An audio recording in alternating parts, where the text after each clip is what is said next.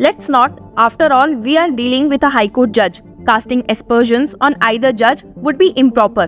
Anything we say here shall not impinge on the dignity of the High Court. It is the Chief Justice of the High Court who is allocating cases. Let us not arrogate his powers. Calcutta high court के 2 जजेस के case को लेकर हर तरफ काफी चर्चा है। यहाँ तक कि सुप्रीम कोर्ट ने भी इसके लिए स्पेशल सिटिंग के चलते एक 5 जज बेंच कॉन्स्टिट्यूट की है, जिसमें chief justice of India DY Chandrachud के साथ सुप्रीम कोर्ट के 4 टॉप सीनियर मोस्ट जजेस शामिल हैं। मंडे को इस केस में फिर से हियरिंग की गई है और साथ ही एक और ऐसा ही सिमिलर मैटर सुप्रीम कोर्ट के सामने आया है, जिसमें जस्टिस अभिजीत गंगोपाध्याय ने हाई कोर्ट के डिवीजन बेंच के एक और ऑर्डर को क्वेश्चन किया है। So definitely Calcutta high court में कुछ अलग ही सिनेरियो देखने को मिल रहा है। अब सुप्रीम कोर्ट ने इन दोनों केसेस में क्या स्टैंड लिया है, इसका पता आपको पूरी वीडियो देखने के बाद ही चलेगा। सैटरडे को हुई इस हियरिंग में आपने देखा होगा कि 10:30 बजे स्पेशल सिटिंग के शुरू होते ही सीनियर एडवोकेट कपिल सिब्बल ने वेस्ट बंगाल गवर्नमेंट को रिप्रेजेंट किया और बताया कि स्टेट ने इसमें एक SLP फाइल की है अगेंस्ट द इनिशियल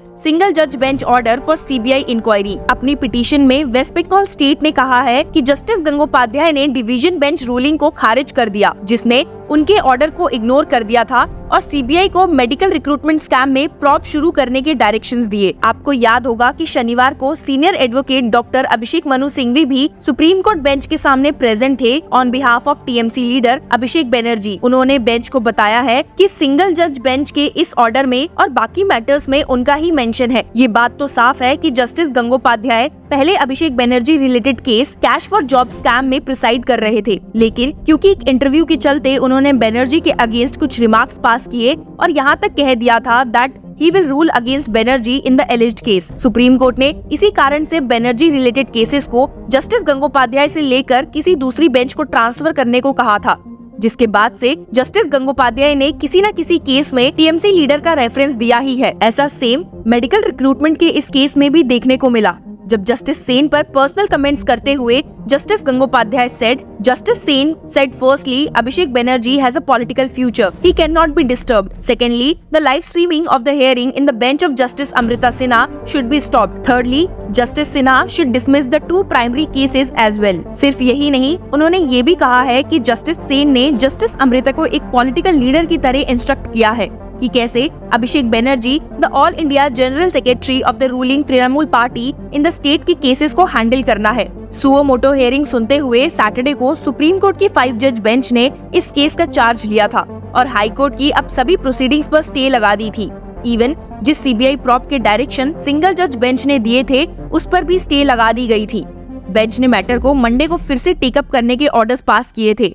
तो आइए जानते हैं कि सोमवार को इस केस में क्या सुनने को मिला है। मंडे को जब मैटर फिर से सुबह 10:30 बजे लिया गया, तो कपिल सिब्बल ने वेस्ट बंगाल स्टेट की तरफ से प्रेजेंट होकर सबमिट किया that the state government has filed a status report and 14 certificates have been cancelled and 4 FIRs have been filed in the matter. जिसके बाद बेंच ने उनसे कहा that we would like to have an affidavit by the state government on the steps taken by it. Kapil Sibal ने bench को ये भी बताया कि सिंगल जज बेंच सिमिलर ऑर्डर्स पास कर रही है।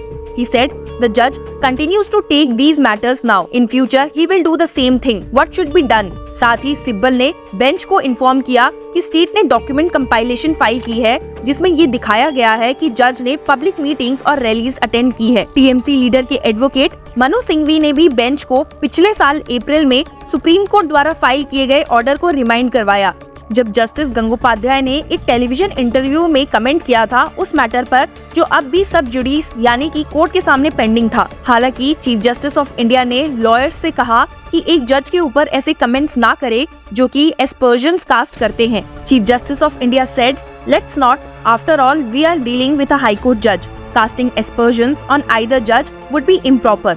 Anything we say here shall not impinge on the dignity of the High Court. It is the Chief Justice of the High Court who is allocating cases.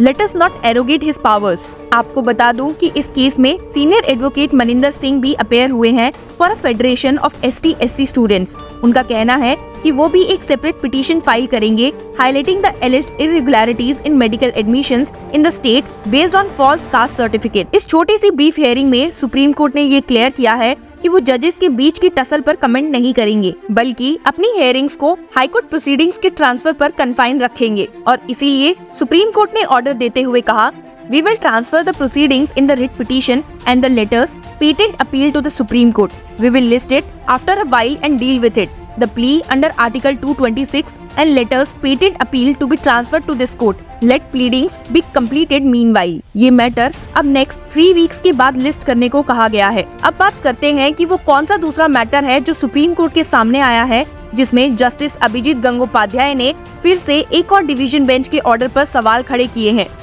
अपने actions को repeat करते हुए single जज has questioned a division bench order in a case related to the alleged scam in the recruitment of teachers by West Bengal board of primary education. जैसे medical recruitment scam में division bench order को ignore करते हुए justice Gangopadhyay ने CBI probe के directions दिए थे, similarly इस केस में भी जज ने डिवीजन बेंच के स्टे ऑर्डर पर सवाल किया है against his direction for publication of panel of candidates. आपको जानकर हैरानी होगी कि ये ऑर्डर भी जस्टिस सेन की डिवीजन बेंच ने पास किया था, जिसके बाद इस मैटर में अपील सुनते हुए a bench of justices Abhay S Oka and Ujjal Bhuyan sought the response of the central and West Bengal governments and passed the following direction. Permission is granted to file special leave petitions, issue notice returnable on 15th March 2024. In the meanwhile, proceedings of WPA number 18726 of 2023 along with the matters connected therewith before the learned single judge will remain stayed. ये देख पाना काफी साफ है कि supreme court में अब justice Gangopadhyay के 2 केस प्रोसीडिंग्स पर स्टे लग चुकी है और सुप्रीम कोर्ट इन ऑर्डर्स पर सुनवाई भी करेगी। एक बात जो अब भी समझ नहीं आ रही वो ये है कि क्या जस्टिस गंगोपाध्याय जानबूझकर जस्टिस सेन के डिवीजन बेंच ऑर्डर्स को इग्नोर कर रहे हैं या फिर जस्टिस सेन का डिवीजन बेंच सिंगल जज बेंच ऑर्डर्स को इंटेंशनली सेट असाइड कर रहा है। अगर आपके इसमें कुछ थॉट्स है तो do share with us and subscribe to law Chakra for more updates.